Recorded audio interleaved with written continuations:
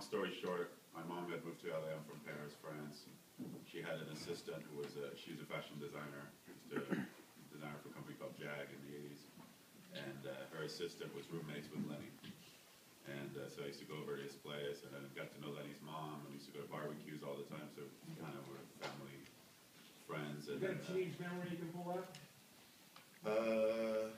I mean, most of the time he was asleep, stoned on the couch. I always think of that, I think it's True Romance, the Brad Pitt character, always reminded me of like the Lenny I remember like, from Beverly Hills High. But I'm about 10 years younger than him, or 9 years younger than him. So, and then in 2008, I was in France working with a French artist that I was doing artwork, designing a record and managing. And long story short, the guy who was shooting the story had just done Lenny's video the day before.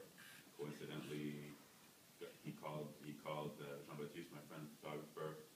He said he was with me, put me on the phone, and literally, that was in September 2008, and from that night on, we never stopped doing stuff. It was crazy. It was like we had always, I mean, he said he was doing this funk album, Negrophilia, which still hasn't come out.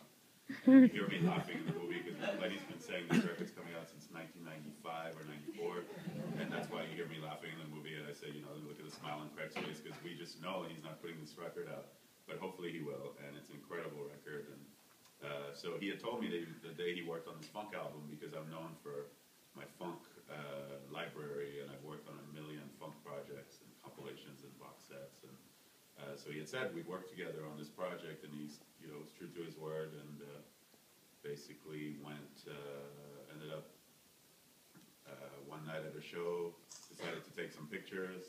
I was going back to LA, I was in New York, going back to LA the next day, and he saw the pictures on the back of my camera after the show at the Fillmore in New York, which you see that little live clip that I was filming just for myself. And you know, it's funny, everything that is in the movie was not really planned to be a movie, so that was cool. And he saw the pictures on the back of the camera in the bus, in the tour bus after the show, and said, "When are you leaving?" I said, "Tomorrow." I was like, "You're not going anywhere, you're coming on tour with us." And then I became a photographer, and I was propelled to that, you know. How do you uproot your life just like that? You just do it. And I did, yeah. And then, you know, we were talking one day, and he was calling a mutual friend, Mark Seliger, a photographer, to say, "Hey, hook me up with somebody to make a documentary on my next record. I want to document it. I want to do something, but it can't be, you know, a whole thing, and I don't want a whole production." And I was sitting across from him and looking at him like, "Hey, I can do it."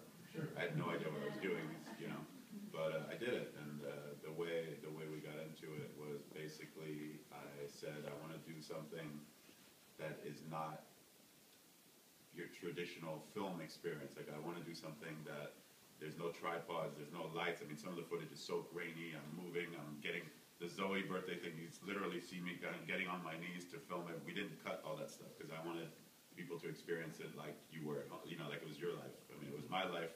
You know, I look at this movie, and that was my life for a few years, and I wanted people to experience it the same. So I didn't want it to be all like shiny and clean and super, you know, cinematic. And I think, you know, that came across. What was the time span of filming? The first time I got to the Bahamas was in February 2009 to produce Let Love Rule Deluxe Edition. So I went there to play with some stuff I had found, and just, again, started filming for myself. All that footage of that song Push and Looking Back on Love was all just stuff I was filming. I guess it was predestined, but I didn't know why I was filming it, and he said he didn't mind me filming it. So that was February 2009, and we finished it in about August 2011. Ballpark estimate, how many hours of footage did you shoot? I came into the editing room with about 200 hours. Okay, now this has got to be a documentarian's nightmare. You've got so much good stuff, but you only have so much time here. What were some of the nuggets that you weren't allowed to keep in there for the contract, for the time? I mean, there was some really funny stuff, you know, with Lee Daniels, the director of Precious, and he just did another film with Lenny called The Butler. That was just so wrong. Everything in that conversation was just so wrong.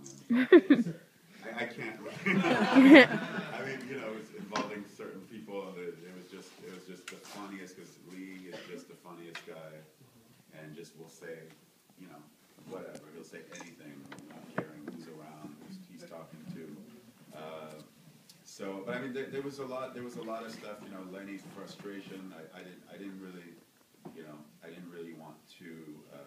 I wanted to show the experience as it was. But you can see that part where he says, you know, it's late, we've lost our mind. We had got into the studio. I'll never forget.